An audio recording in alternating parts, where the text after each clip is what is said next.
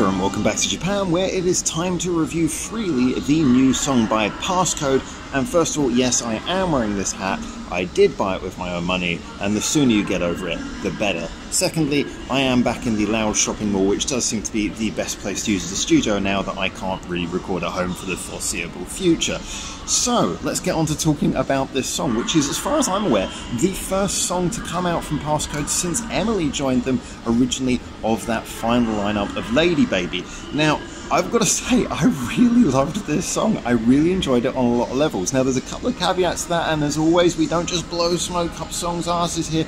We are going to talk about this in a little bit of detail. But first of all, maybe the best thing for me to do is lay out a little bit of my perspective going into this, because I'm aware that PASSCODE have always been a very divisive band, even with our quite diverse set of tastes from our usual followers. Now, I know that that's usually because of the fact that they use a lot of production, they're a very production-heavy band. They use a lot of writing techniques that are maybe not so normal, and they are very studio sound heavy for a heavy band, whereas usually the big thing with harder rock bands is to be as raw as possible.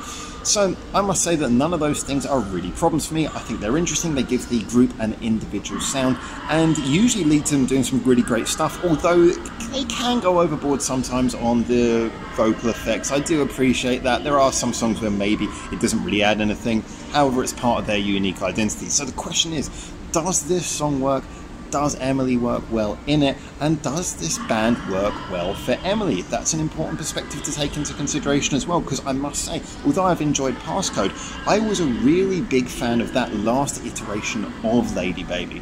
When they first came out, I wasn't so much into them. Then when they became the artist formerly known as LADYBABY, they had some rather cool tracks.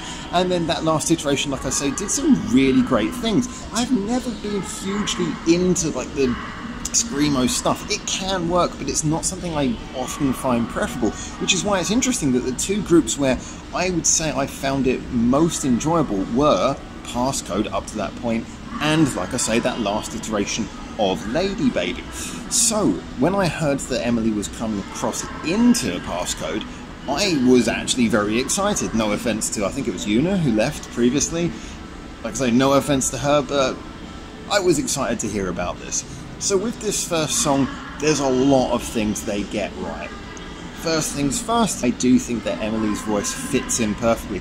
It might be that someone like me who's not a huge fan often of screamo, the fact that these were two groups where I was kind of okay with them doing it might be a big indication of why she was always going to be a good fit. I think the style that she goes for is quite sharp and punchy. It doesn't have that dirgy white noise effect so many other screamo people can end up with. She's punchy and rhythmic with the way she delivers it. Plus, obviously, she's stepping into the PASSCODE family where the production is going to be done in their style, and I never felt that they overdid it. I don't feel they ever pushed the screamo too high in the mix. That means that it goes into basically being another instrument. It goes into being another sound that puts that punch, that rhythm in where it's necessary and when delivered by someone who's capable of doing it that way. Now, for the rest of the song, the usual PASSCODE girls do a fantastic job. The song is extremely catchy, actually, once you've heard it a few times around. At first, it's kind of hard to work out where the chorus is, because like with any good song by PASSCODE, it just changes as it goes. And that's another area that this song gets really right. I've always said that with the best PASSCODE songs, they go through a lot of different changes. However, each time the changes come around, they're somewhat unexpected, but they just click, they just work. I love how in the faster parts of this song, yes, there are tempo changes, in the faster sections of this song, it just feels like a blast of different sounds coming at you. The guitars, the bass, the drums, and the synths work perfectly underneath the vocals. And then in the bits where it goes a little bit more slow, you get some really cool guitar riffing, and you just get a really nice rhythm come in. I love that. It's classic of the best songs that have come out from PASSCODE. And again, another thing that you need is if you're going to go for a chaotic arrangement, you need a chorus worth coming back around to. Now, as it's a song that likes to be a little bit unpredictable, it does take a few listens to get used to knowing where the chorus is and which bit you're supposed to be treating as the refrain. However, it's nicely indicated by a small key change that happens before. How very Japanese trope that is, to have a key change chorus. However, it works nicely to denote where the chorus is, and it's really, really effective as I say, after repeat listens, and you start getting used to the fact that that's the catchy chorus that you're coming back to. Additionally, it should be mentioned that there's a real benefit in Freely from the way that it's mixed and produced.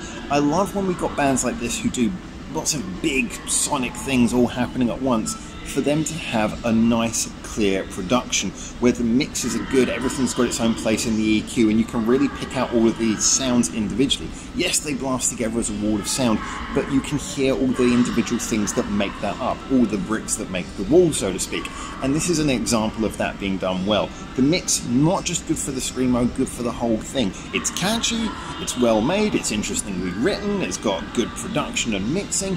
Emily fits in perfect with the group, and the rest of the band are doing a brilliant job as well. I also like the bits where they did the call and answer with Emily. I thought that was a really nice choice. It sort of brought her into the band naturally, whilst also highlighting some of the playfulness of their style as well. So are there any negatives to this song? Well, to be honest, not a huge amount, and I think it might take time to really see how this one wears in. See, the reason I say that is I was really excited to hear this song, as I pointed out. Therefore, I'm excited to hear Emily's input. However, I have to go back to the fact that although she is one of my, if not my favourite of the screamo genres of vocalists, I still find it difficult when a song uses this much screaming vocals. Now, it is a lot in here. It is very well delivered, it is rhythmic, but I think maybe a little bit of a relief from it occasionally would have been helpful. Maybe we'll give the song more replay value in the future, and I can't help but wonder whether this is one where it will slightly wear thin on me over time. However, maybe that's one of the reasons why they chose to release this one first, and it's all part of welcoming her into the band to give her a really heavy bit of input on this first single that she's featured on.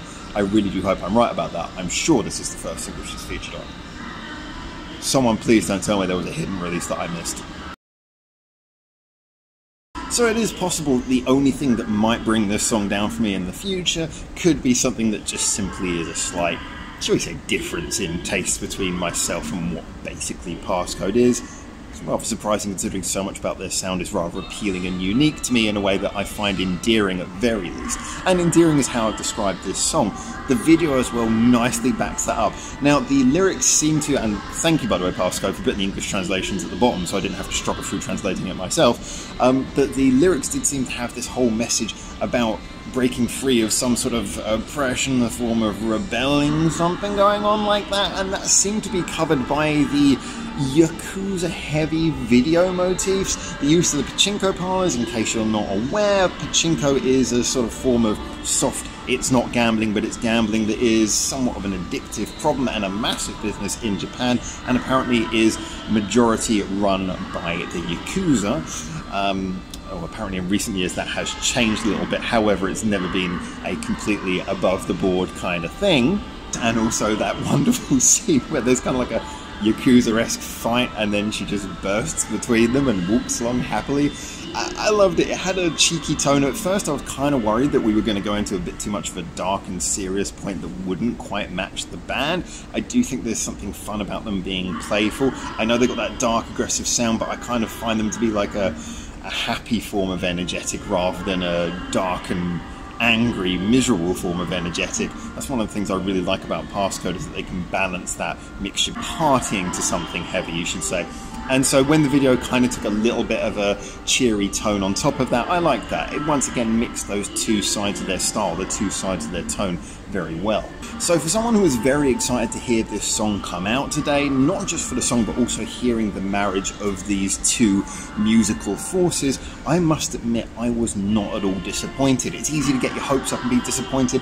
I liked the fact that it did seem to bring the best of what they both had.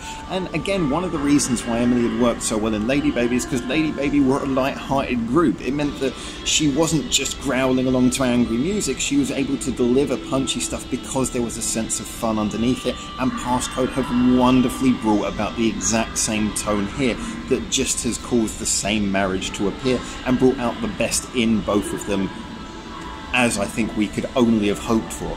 So yeah, this is, as I say, in no way a disappointment, really appeals to me. As it's only come out a few hours ago, I have to wonder a little bit whether maybe I'm riding off the novelty, maybe riding off the fact that I'm so happy I wasn't disappointed. It could be those things, and once again I should point out that it's going to take me a little bit of time to fully come to terms with what my final decision is on this song, but right now I really like it. I'm definitely going to be giving it a few more plays, and I think it's something which is going to be, well, one of my positive highlights of this month for sure. Anyway, all that's left now is to give this song its metaphor for the day. Well, Passcodes Freely is an anticipated birthday present. Yes, you have a lot of anticipation leading up to it, a lot of excitement, and the truth is, on the day it rarely disappoints, and in this case it certainly doesn't disappoint. Now, how much you re-listen and reuse it in the future is a very different question, but I must say that initial positive surprise makes it more than worthwhile. So there you go, and I look forward to seeing your comments on this video, because all opinions about music are subjective after all, so share yours and let's get this conversation started. A big thank you to anyone who likes or subscribes or follows any of the social medias linked in the description below. An even bigger thank you to our Patreons, who of course keep this channel running because no adverts, we're not monetized. And a final special thank you to you for making it through to the end of this video. So until I hopefully see you very soon in Japan for the next one of these, for now, ciao ciao.